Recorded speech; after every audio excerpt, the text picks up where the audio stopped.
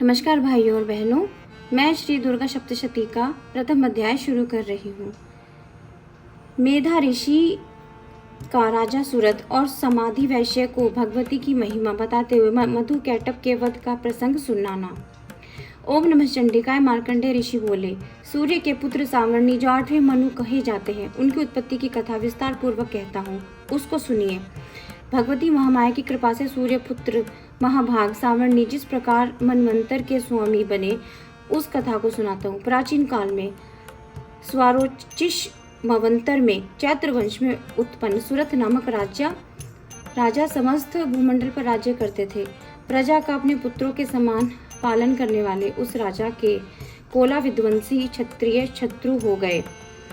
प्रबल दंड नीति वाले राजा सूरत को शत्रुओं के साथ युद्ध हुआ। संख्या में कम होने पे भी शत्रुओं ने राजा को युद्ध में जीत लिया। शत्रुओं से पराजित राजा सूरत अपने नगर को लौट गया और राज्य कार्य करने लगा, किंतु शत्रुओं ने वहां भी उस महाभाग पर आक्रमण कर दिया। उसके दुष्ट दुराचारी मंत्रियों ने उसका धन हरण कर लिया और उसे बलहीन कर दिया। अपदस्थ राजा सूरत शिकार के बहाने घोड़े पे चढ़ वन को चला गया। उस वन में राजा ने अहिंसक पशुओं को घिरा हुआ तथा शिष्यों से शोभायमान महर्षि मेधा का आश्रम देखा। वहां जाने पर मुनि ने राजा को यथोचित आदर सत्कार किया। राजा कुछ काल आश्रम में ठहरा और विचरता रहा और ममतावश आश्रम में चिंता करने लगा। पूर्व काल में मेरे पूर्वजों ने जिस नगर का पालन किया था, आज वह नगर मुझसे छिन गया है। दुराचारी मेरे नौकर अब धर्म पूर्वक प्रजा का पालन करते हैं। मेरा बलवान हाथी शत्रुओं के अधीन है, न जाने कैसे कैसे भोग भोगता होगा। जो अनुचर मेरी कृपा, धन एवं भोजन आदि पाकर सदा मेरी आज्ञा का पालन करते थे, अब वे निश्चय ही दूसरे राजाओं की सेवा करते होंगे। मेरा कष्ट से इकट्ठा किया हुआ धन अपव्ययी नौकरों द्वारा व्यर्थ के कामों में खर्च होने से समाप्त हो गया होगा। इस प्रकार अनेक चिंताएं राजा को सताने लगी। उस आश्रम के निकट राजा ने एक वैश्य को देखा और उससे पूछा कि तुम कौन हो और यहाँ आने का क्या कारण है? तुम शोक से दुखी और दुर्बल दिखाई पड़ते हो, इसका क्या कारण है?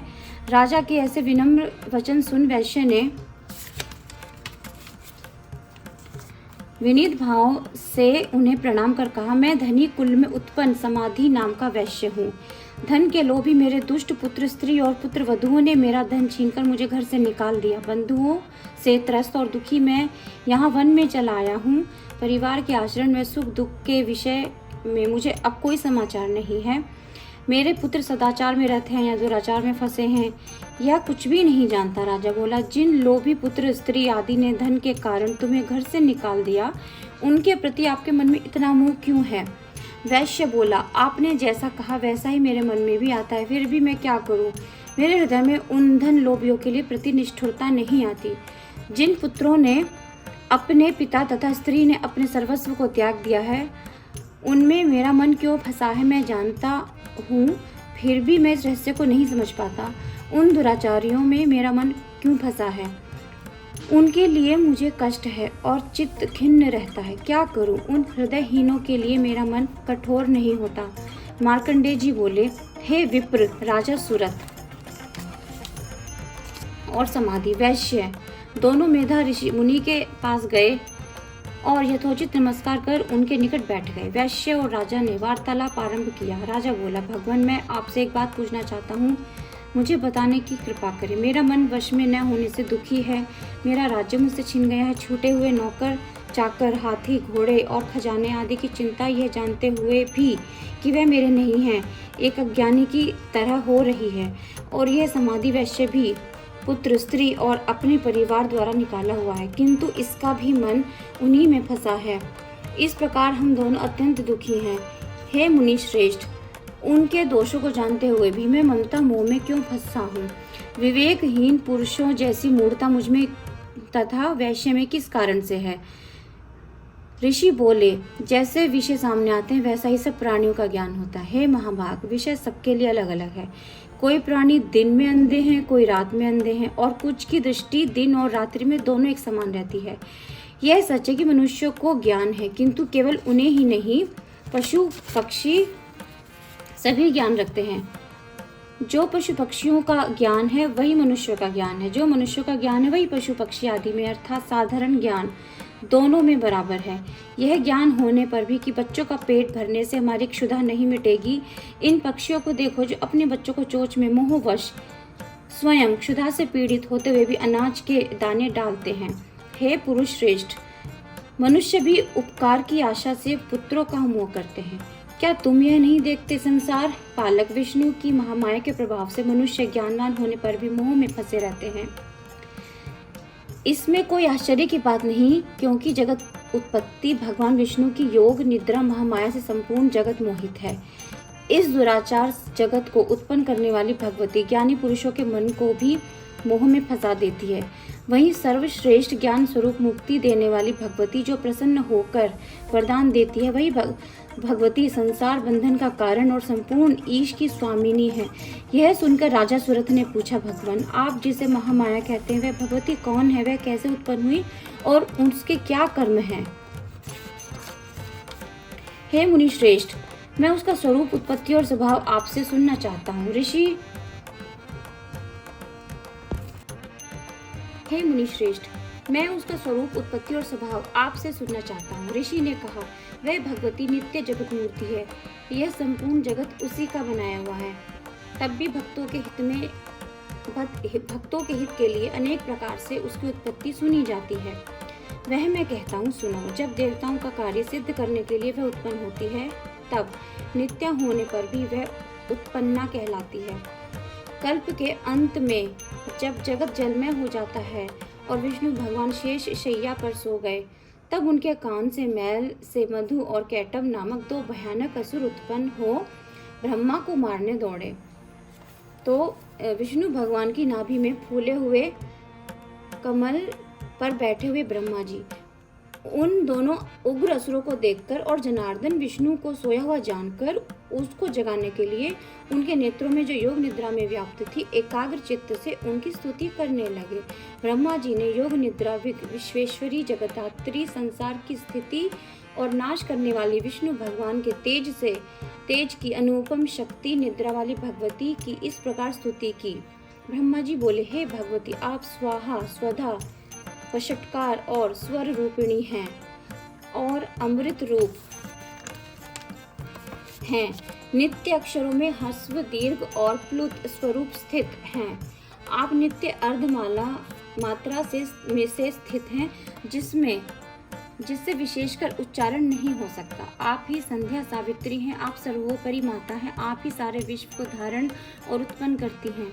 आप ही पालन और नाश करने वाली है, रचना के समय सृष्टि रूपी तथा पालन के समय स्थिति रूपी। और हे जगन्मय, अंत में इस संसार का आप ही संहार करती हैं। आप महाविद्या, महामाया, महामेधा, महास्मृति, महामोहा, महादेवी, महासुरी हैं और सारे संसार की सत्व रज तम रूप त्रिगुणमयी प्रकृति आप ही हैं। भयावनी कालरात्रि, महारात्रि और मोहरात्रि आप ही हैं। आप ही श्री ईश्वरी ह्रीम और ज्ञान लक्षण बुद्धि है। लज्जा, पुष्टि, तुष्टि, शांति और क्षमा आप ही हैं। खड़ग, शूल, घोर, गदा और वज्र धारण करने वाली हो। शंख, धनुष, बाण, भुशुंडी और परिग धारण करने वाली हो। सौम्य और सौम्यतरा हो, अर्थात सब वस्तुओं से बढ़कर सुंदरी हो। आप देवों में सर्वोपरि हो। हे अखिलात्मिके, संसार की सत असत वस्तुओं की शक्ति आप ही हो और क्या स्तुति करें। आपने संसार के निर्माता, पोषक और संहारक भगवान विष्णु को भी निद्रा के वश में कर दिया है, इसीलिए आपकी स्तुति करने में कौन समर्थ है। मुझे महादेव, शंकर और विष्णु को आपने ही शरीर धारण कराया है, इसीलिए स्तुति करने की किसकी सामर्थ्य है। हे देवी, आपके ऐसे उदार प्रभाव के द्वारा ही आपकी स्तुति होती है। हे देवी, आप इन मधु कैटव असुरों को मोह के वश करो तथा जगदीश भगवान विष्णु को शीघ्र जगाओ और इन राक्षसों को मारने के लिए उन्हें प्रेरित करो। ऋषि बोले, जब ब्रह्मा जी ने महाकाली तामसी देवी की स्तुति की, तब वह महामाया विष्णु भगवान को जगाने के लिए भगवान के नेत्र, मुख, नासिका, भुजा, हृदय और छाती से निकल कर ब्रह्मा जी के सन्मुख खड़ी हो गई और योग निद्रा से मुक्त हो भगवान विष्णु एक कार्णव समुद्र में उठ बैठे। उन दोनों पराक्रमी दुष्ट असुरों को देखा जो क्रोध से ब्रह्मा जी को भक्षण करने के लिए तैयार थे। विष्णु भगवान यह देखकर उन दोनों से युद्ध करने लगे। इस प्रकार उन राक्षसों से भगवान विष्णु को 5000 वर्ष तक बाहु युद्ध हुआ। अत्यंत बल उन्मत्त मधुकैटभ महामाया के मोह से मोहित हो भगवान विष्णु से बोले, हम तुम्हारी वीरता से प्रसन्न हैं।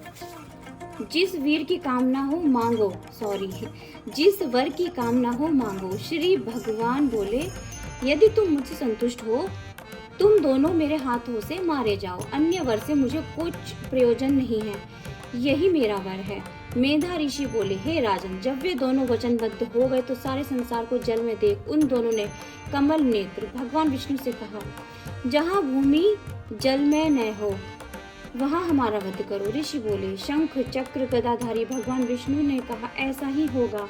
कहकर अपनी जंघा पर दोनों के सिर चक्र से काट डाले। इस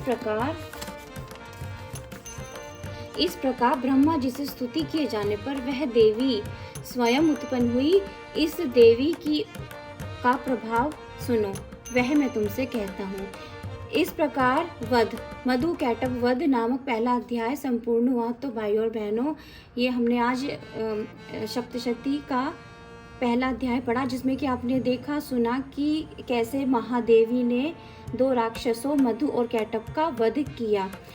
दोस्तों, अगली वीडियो में मैं ये अध्याय 2 लेकर आऊँगी।